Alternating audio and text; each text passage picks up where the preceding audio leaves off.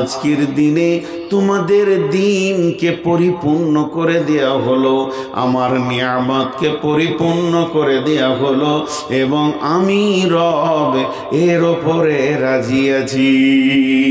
বন্ধুরা আমার, এই আয়াত যখন বিশ্ব নবী সাহাবীদেরকে শোনালেন, আবু বকরের মতো লোকটা চোখে ছল ছল ছল ছল ছল পানি, হযরত উমরের মতো লোকটা চোখে ছল ছল ছল পানি, হযরত আলী তারও চোখে পানি।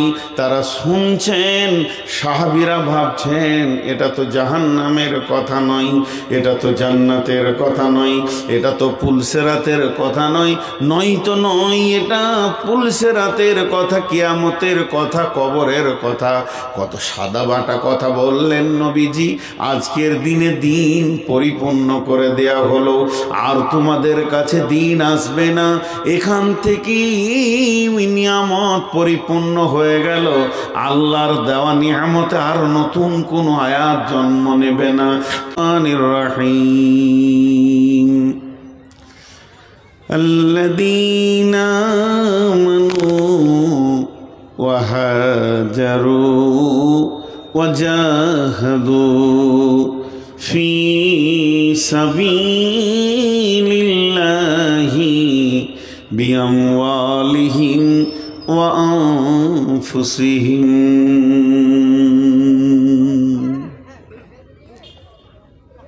কেউ আছেন ভাই? এই দুটো ছেলেকে দু থাপড় দিয়ে আসেন তো, প্রচণ্ড কানে লাগছে। কেউ থান, আস্তে করে যান, যে বলে আছে আল্লাযীনা আমানু ওয়া হাজারু ওয়া জাহাদু ফি সাবিলিল্লাহি বিআমওয়ালিহিম وأنفسهم أعظم درجة عند الله। ওই মহিলা, ওই মহিলা, ওই যাও, এখান থেকে যাও, সামনে থেকে যাও। আরে এদের হায়াও লজ্জা বলে কিছু নাই। একদম সামনে চলে আসছে মহিলা মানুষ, দাঁড়িয়ে আছে, ওখানে যাবে তো এখান থেকে। কোন ধরনের মেয়ে ছেলে গো, একদম সুবিধা চলে আসছে এখানে। তো দেখেন, আল্লাহ এবার কাজ বলছেন, তোমরা একটা কাজ করো, তোমাদেরকে 5খানা দায়িত্ব আমি দিয়েছি। 5টা জিনিসকে আল্লাহ তাবারাক ওয়া তাআলা কালাম পাকের মধ্যে সূরা তওবাতে তুলে ধরেছেন। আল্লাযীনা আমানু وهاجروا وجاهدوا في سبيل الله بأموالهم وأنفسهم। কাজের বদলাটা পরে বলছি। 5টা কাজ দিয়েছে। ছোট্ট একটা উদাহরণ দিব, উদাহরণ দেওয়ার পর আয়াতের তর্জমাতে যাব। উদাহরণটা হচ্ছে, বাপের পেশার ওপরে ছেলেরা আগ্রহী হয়ে কাজে নামে। কথাটা বুঝতে পেরেছেন কিনা? বাপের কাজের যে পেশা, তার উপরে ছেলেরা আগ্রহী হয়ে কাজে নামে। সেটা কেমন? মাঠে আগে আমরা নিজেরা নিয়ে গেছি আব্বার জন্যে, ভাইয়ের জন্যে টিফিন খাবার, মাঠে নিয়ে যেতাম, চাষ হতো। তো মাঠেও নিয়ে গেছে খাবার, বাপ ভাই উঠে এসে এক জায়গায় খেতে বসেছে, টিফিনটা এসে হাত ধুয়ে খায়। তখন ওই ছেলেটা কি করছে? কোদাল নিয়ে খুঁড়ছে। বাচ্চা ছেলে, ওর দ্বারা কাজ হবে না, কিন্তু খুঁড়ছে। কেন? ও বুঝেছে এটা আমার ভবিষ্যতের কাজ। তেমনি একটা কামারের ছেলে, শিশু, ওর দ্বারা কোনো কাজ হবে না, তারপরও সে হাপড়টাকে ধরে টানবে, জানবে আমার বাপের কাজ আমার কাজ, ও মরলে এই গদিতে আমি বসবো। ঠিক ছুতোর মিস্ত্রির ছেলে প্রতিদিন বাপের দোকানে যাবে 2টা চকলেট খেতে, বিস্কিট খেতে, কেক খেতে, কিন্তু যেদিন বাপ নাস্তা করবে, রেস্টে থাকবে, ও রেঁদাটাকে ঠেলবে। এ কাজ আমার কাজ। বিশ্বনবী চলে গেলেন, আমরা তার উম্মত। বিশ্বনবী চলে গেলেন, আমরা তার উম্মত। দয়ার নবী হজ্জাতুল বিদাতে যখন তিনি বক্তব্য দিতে শুরু করলেন, একটার পর একটা বক্তব্য চলছে।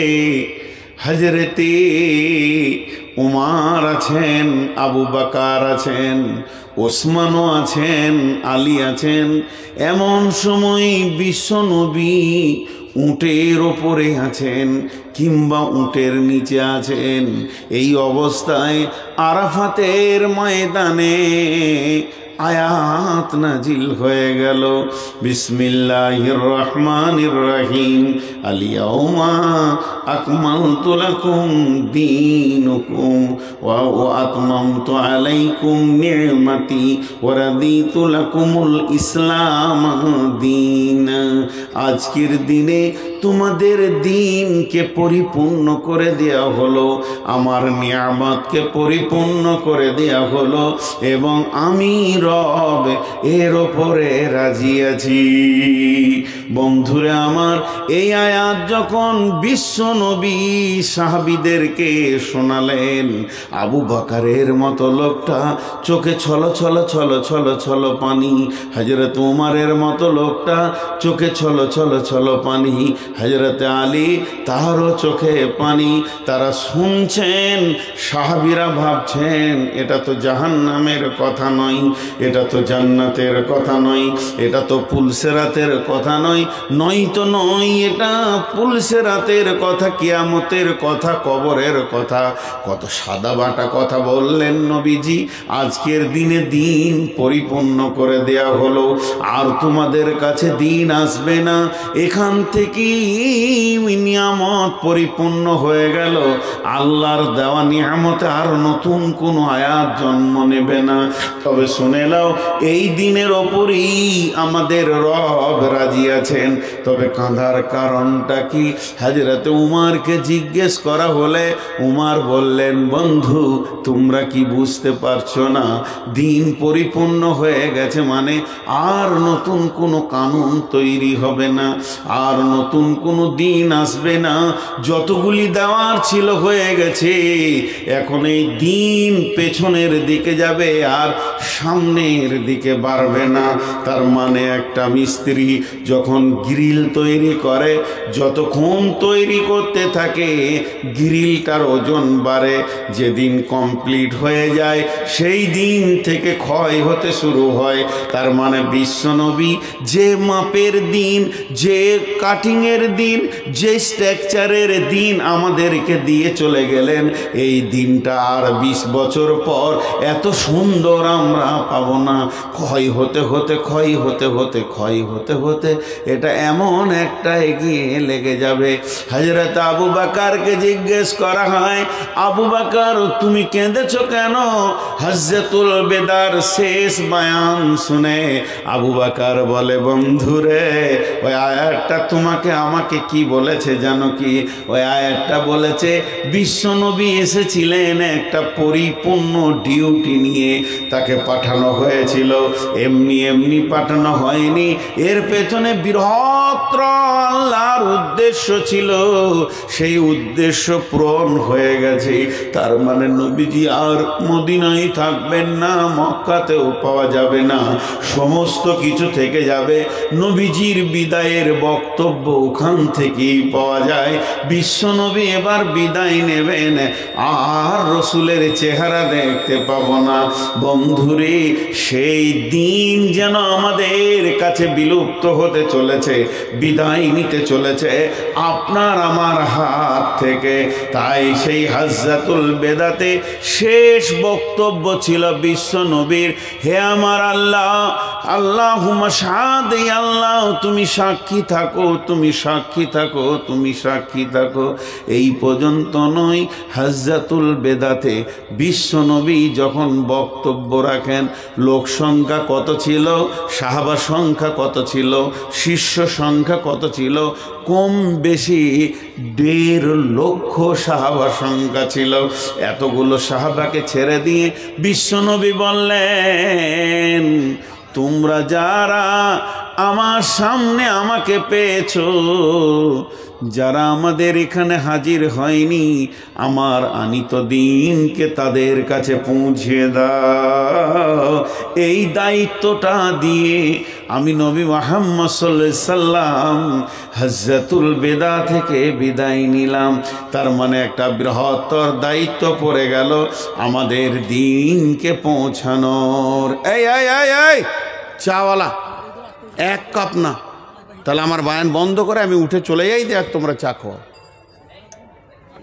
একদম না,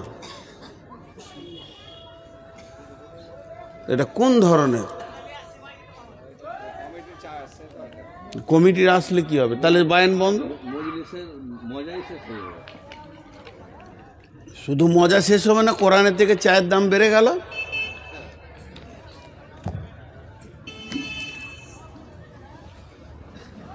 তো হজ্জাতুল বেদা থেকে বিশ্বনবী বিদায় নিয়েছেন, তারপরে মদিনায় এসে ওফাত হয়েছেন অনেক দিন পরে। সেটা কথা নাই, এটা ওনার শেষ হজ ছিল।